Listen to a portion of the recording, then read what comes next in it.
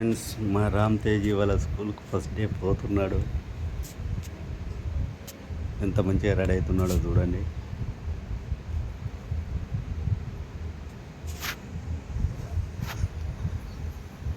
స్కూల్కు రెడీ అయ్యి first day వెళ్తున్నాడు.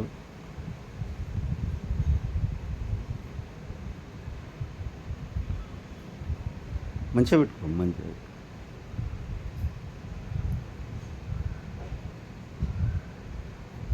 క్రాఫ్ట్ తీసుకోపో, దూపో. చూడండి ఇలా రెడీ అవుతున్నాడు. స్టాండర్డ్ పబ్లిక్ స్కూల్, మంచిగా స్టడీ బాగుంటుంది.